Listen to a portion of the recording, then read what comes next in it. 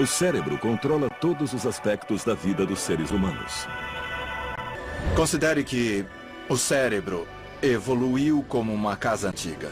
Só acrescentamos mais salas, com muitas escadarias e conexões.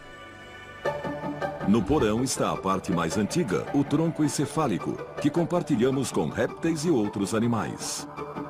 É o que nos mantém vivos e governa funções vitais como o batimento cardíaco, a respiração, a digestão e a pressão sanguínea, coisas que fazemos sem ter que pensar. Então, a seguir, no primeiro andar, que é mais evoluído e surgiu centenas de milhares de anos depois, está o sistema límbico. É muito importante no processamento de emoções. Dentro do sistema límbico estão as amígdalas, parecidas com amêndoas, uma em cada metade do cérebro. Embora muito pequenas, são o centro de comando que transmite nossas reações emocionais ao cérebro. Dentre essas, uma das mais simples e fortes é o medo, uma emoção primitiva que todos sentimos. Uma das regiões do cérebro mais relacionadas com o medo seria a amígdala. Os cientistas descobriram que, com a evolução humana, outra parte do cérebro, o córtex, também passou a processar o medo. A parte do cérebro que nos torna mais humanos é o córtex frontal. Se a amígdala é o primeiro andar, o córtex é o segundo andar do cérebro. É a camada externa, fina e enrugada do cérebro, dividida em 4 lobos. Se você estender o córtex de um macaco, seria do tamanho de uma folha de papel. Se estendesse o nosso córtex, seria do tamanho de 4 folhas de papel, grande. E a razão por ser assim, todo enrugado, é porque tudo aquilo faz parte do cérebro. Os lobos frontais compreendem a área logo acima dos olhos e são as mais novas salas do cérebro. Com a evolução humana, os lobos frontais se tornaram o local onde o pensamento consciente e racional é processado. É onde resolvemos problemas. Os lobos frontais são tão interessantes porque são os condutores do cérebro. Eles sincronizam toda a atividade. Os cientistas fizeram um grande avanço na pesquisa sobre o medo quando descobriram que as informações dos nossos sentidos chegam à amígdala com o dobro da velocidade que demoram para chegar aos lobos frontais. A diferença de velocidade dos sinais significa que sabemos reagir instintivamente a uma ameaça. Caso contrário, ficaríamos paralisados de medo, esperando os lobos frontais decidirem a reação correta. Por trás do medo e do pânico está o desconhecido, é não saber o que fazer. O cérebro paralisa, como um animal paralisa quando vê um farol. A amígdala pode mandar sinais de medo muito velozes, mas às vezes estão errados. Você rapidamente percebe que a situação não é de medo e você deixa de senti-lo. Esses sinais muito rápidos da amígdala podem ser controlados de cima para baixo. Em condições normais, o cérebro se comunica com o corpo usando minúsculos sinais elétricos. O cérebro envia impulsos elétricos de suas células nervosas a outras e que se deslocam a mais de 400 km por hora. É um modo de o cérebro mandar o corpo fazer algo. Mas em condições extremas, o cérebro libera hormônios químicos. A parte do cérebro que percebe o medo, a amígdala, provoca uma reação em cadeia que libera os hormônios adrenalina e cortisol na corrente sanguínea. Esses hormônios agem como uma equipe da SWAT, preparando o corpo para a ação. Aceleram a respiração, o batimento cardíaco e a pressão sanguínea. Os sentidos ficam mais alertas, a memória mais aguçada e o corpo menos sensível à dor. Cresta está nervosa porque sua amígdala, onde reside o medo de altura, está acionando o pânico diante de uma queda de 120 metros. Ai, tá bom. Uma pessoa não pode ficar mais fisiologicamente excitada. O sistema de estresse está toda, a adrenalina está sendo liberada, o que acelera o coração, hormônios estão sendo liberados, hormônios do estresse como o cortisol, neurotransmissores como a dopamina estão sendo liberados devido à expectativa da euforia. Mas ao mesmo tempo, os lobos frontais de Cresta entram em ação, fazendo com que questione o que está fazendo. O medo, o prazer, os riscos potenciais, todos esses sinais contraditórios são transformados em ação no estriado, que fica no meio do cérebro. O estriado funciona como um comutador. É a parte do cérebro que tem a concentração mais densa de receptores de dopamina. Quando a onda de dopamina chega ao estriado de Cresta, sua motivação por prazer combate os outros impulsos. Mas será o bastante para fazê-la saltar? Hoje, os atletas perceberam o quanto o cérebro é importante para o desempenho no campo. 90% é mental, é um jogo bem difícil, sabe? Temos que ter controle na mente para poder jogá-lo bem. E o melhor lugar para observar isso é no Cirque du Soleil, onde os artistas treinam constantemente.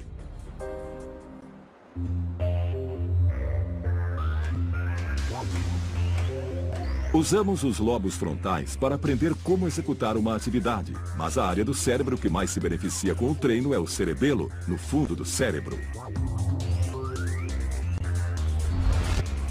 O cérebro é como uma casa antiga, com novos cômodos acrescidos lentamente com o tempo.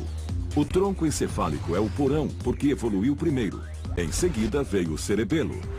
É uma parte antiga do cérebro, situada no primeiro andar depois do porão. É quase totalmente responsável pelo movimento, a complicada sequência de movimentos. O cerebelo envia sinais a 100 bilhões de células nervosas do corpo, que por sua vez, dizem aos músculos o que queremos que façam. Os atletas precisam variar o nível de estímulo. Os cientistas esportivos chamam esse processo de modulação da excitação. Vemos a modulação da excitação como um botão de volume do cérebro. Mais uma vez, é a amígdala cerebral no sistema límbico que controla a resposta emocional. Nesse caso, ela nos estimula a competir. Quando o cérebro estava evoluindo, era assim que o homem se preparava para caçar. Mas a amígdala precisa ser acionada. Um modo simples de fazer isso é com estímulos sensórios, como palmas e gritos de torcidas. Você pode controlar isso externamente, com barulhos altos, dando um tapa em alguém. Por quê? Porque esses mecanismos sensórios atingem o primeiro andar do cérebro. Então, muitas vezes nos esportes, as pessoas usam isso intuitivamente. Gritam alto, isso, vai, vai, vai. Essa foi incrível! Os atletas precisam se posicionar quando o jogo começa. Estão num nível alto de excitação. Quando o nível de excitação está alto e é preciso baixar, e isso é tão difícil quanto elevá-lo, talvez até mais difícil. Aê! Demais, hein? De repente o jogo para, e eles vão para os lances livres. O jogador precisa se acalmar e se concentrar em poucos segundos. Dentro do cérebro do atleta, os lobos frontais precisam suprimir rapidamente a reação da amígdala, para acalmar as emoções, relaxar o corpo e baixar o batimento cardíaco, para que ele tenha mais chances de acertar a cesta. Isso é difícil, porque o corpo pode estar estimulado demais, ou os lobos frontais podem estar distraídos por pensamentos nervosos, como o medo do fracasso. Se esses pensamentos forem muito fortes, podem voltar ao sistema límbico e acionar o sentimento de medo. Isso tornaria extremamente difícil se concentrar para desempenhar uma ação complicada. É uma situação chamada de ansiedade de desempenho. É difícil baixar o batimento cardíaco, focar e se concentrar no que você precisa fazer, porque é tudo tão caótico que você só quer correr o máximo possível. Mas é preciso relaxar e tentar ficar frio. Se você perder a concentração, por um segundo sequer, pode acontecer um acidente. A velocidade pode chegar a 370 km por hora. A essa velocidade, tudo pode acontecer. Quando você bate no muro, bate forte.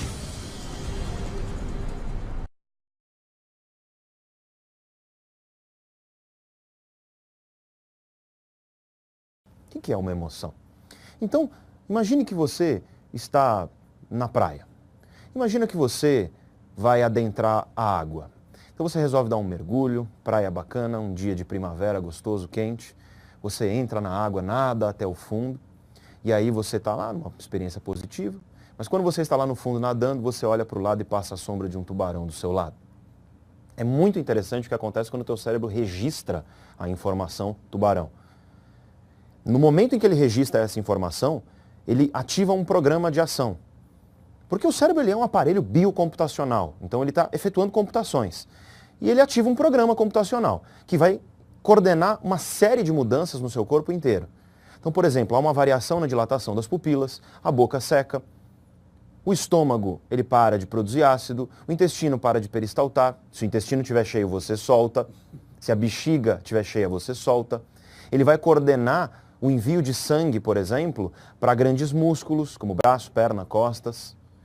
A região digestória, a região do rosto, ela perde o sangue para esse sangue se distribuir naquilo que é mais essencial naquele momento. O cérebro ordena as glândulas do seu corpo a produzir cortisol, adrenalina, que são hormônios que vão te fazer, por exemplo, ter uma frequência cardíaca muito mais intensa. Vão fazer com que você se torne muito mais focado no problema em questão. E olha, muitas outras coisas acontecem. O mero registro da informação tubarão fez tudo isso acontecer. E quanto tempo isso leva para acontecer? Menos de meio segundo. É muito, muito veloz. Se você entendeu tudo isso que eu falei, você sabe agora o que é uma emoção. A emoção é esse programa computacional do nosso cérebro que envolve uma relação com todo o corpo e que essencialmente é automático e vai te mover à ação. A emoção é um jeito eficiente que a natureza fez para que a gente se comporte de uma maneira eficaz sem perder tempo. É absolutamente automático. Você não olha o tubarão e fala, ó, um tubarão, acho que vou parar de peristaltar. Isso acontece, ponto final. O que é então a inteligência emocional? Muita gente diz que a inteligência emocional é você controlar suas emoções. E não existe isso. Não existe como você controlar a emoção. Pelo menos não diretamente. Você pode controlar certos comportamentos e esses comportamentos eles vão fazer com que haja uma alteração emocional.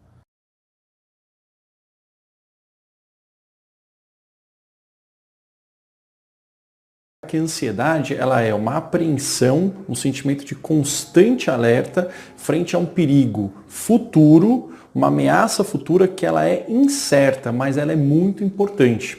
Então, a ansiedade tem a ver com uma dificuldade em relaxar, em parar de se preocupar, né? Como é que funciona o tratamento? É uma coisa simples. A ansiedade, essa dificuldade de parar de se preocupar, tem a ver com uma hiperativação de uma área central no cérebro, relacionada principalmente a uma região chamada de amígdala, né? Tem outras regiões também envolvidas, né? Mas basicamente a amígdala, né? A ínsula, regiões muito primitivas, elas estão muito alertas e as partes mais frontais, mais evoluídas do cérebro não estão conseguindo inibir isso. E isso tem a ver com um neurotransmissor, uma substância chamada serotonina. Então, resumindo, o tratamento envolve em aumentar níveis de serotonina na região central da amígdala, né? E aumentar o controle que o nosso cérebro tem, que o nosso corpo tem da própria ansiedade. Como é que a gente faz isso? A gente faz isso através de duas formas. A primeira é através de treinamentos e mudanças no estilo de vida e a segunda é através de medicações serotoninérgicas.